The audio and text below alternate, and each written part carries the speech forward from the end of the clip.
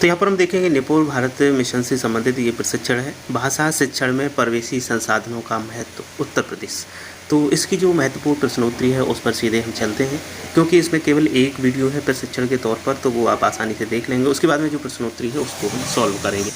तो यहाँ पर पहला प्रश्न लेते हैं, भाषा सीखने के लिए सर्वाधिक महत्वपूर्ण है। तो यहाँ पर 4 विकल्प हैं, 4 में से जो सबसे उचित विकल्प है वो दूसरा है, भाषा समृद्ध वातावरण। इसके अतिरिक्त भाषा के व्यावसायीकरण के नियम, पाठ पर आधारित अभ्यासकार, भाषा की पाठ्य पुस्तक। लेकिन इसका जो सही उत्तर है भाषा समृद्ध वातावरण। आगे चलेंगे, दूसरा प्रश्न है, परिवेशीय संसाधनों द्वारा बुनियादी स्तर पर भाषा की किन आधारभूत भाषाई दक्षता के विकास से संबंधित समुचित अवसर प्राप्त होते हैं। तो जो परिवेशी संसाधन है उनसे श्रवण और बोलना, यानी सुनना और बोलना, बेस्ट और सेकंड विकल्प सही है। आपको कौन सा त्यौहार पसंद है, इस त्यौहार से संबंधित चित्र बनाइए। हिंदी भाषा के इस तरह की गतिविधियाँ करवाई जाती हैं वो परिवेशी माध्यम से भाषा को जोड़ने के लिए करवाई जाती हैं। भाषाई क्षमता के संवर्धन के लिए इसकी यदि हम बात करें तो पहला, दूसरा और तीसरा विकल्प इसके सही हैं। तो यहाँ पर पहला, दूसरा, तीसरा पर क्लिक करेंगे और आगे बढ़ेंगे।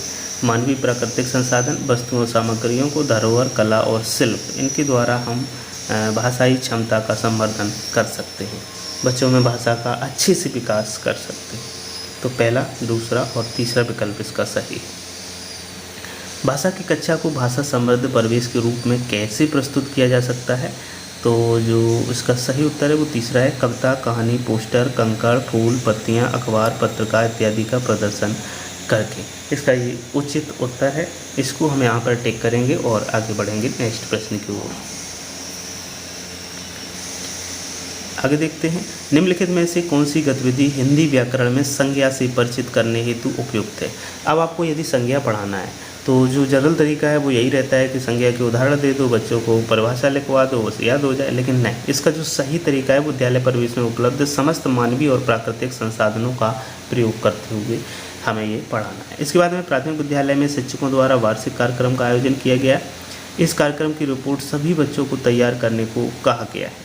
तो इसका उद्देश्य क्या है, तो इसका जो उद्देश्य है वो है क्या। यहाँ पर 4 विकल्प हैं, जैसे पूरे कार्यक्रम का विवरण लेना, कार्यक्रम का प्रचार प्रसार बच्चों के माध्यम से करना, विभागीय क्षेत्रों एवं स्थितियों में हिंदी की विभिन्न प्रयुक्तियों में समझ विकसित करना, योग्यता विकास करना, बच्चों की मौखिक अभिव्यक्ति के साथ साथ लेखन क्षमता का विकास करना, संवर्धन करना। तो यहाँ पर सी और डी 2 विकल्प उचित हैं, तो इनको हम क्लिक करेंगे और आगे बढ़ेंगे। आगे, भाषा में परिवेशी संसाधनों का प्रयोग करते समय क्या नहीं करना चाहिए। तो यहाँ पर 4 विकल्प हैं और इनमें है जो दूसरा विकल्प है, उच्च स्तरीय मानकीकृत भाषा युक्त साहित्यिक कृतियों का प्रयोग नहीं करना चाहिए, क्योंकि मेरे पास छोटे बच्चे होते हैं।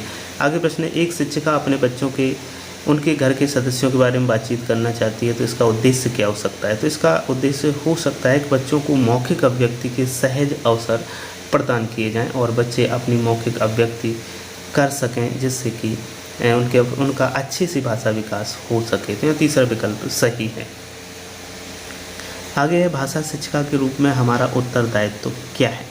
तो भाषा शिक्षिका के रूप में यदि हम देखें तो हमारा उत्तरदायित्व है भाषा को परिवेश से जोड़ना, ये हमारा उत्तरदायित्व है। चौथा विकल्प इसका सही है। तो इस प्रकार से यहाँ 10 प्रश्न हुए, इन्हें हम सबमिट करेंगे। जैसे ही आप सबमिट करेंगे 10/10 हो जाएंगे। अगला जो प्रशिक्षण है उसका लिंक भी आपको इस वीडियो के डिस्क्रिप्शन में मिल जाएगा।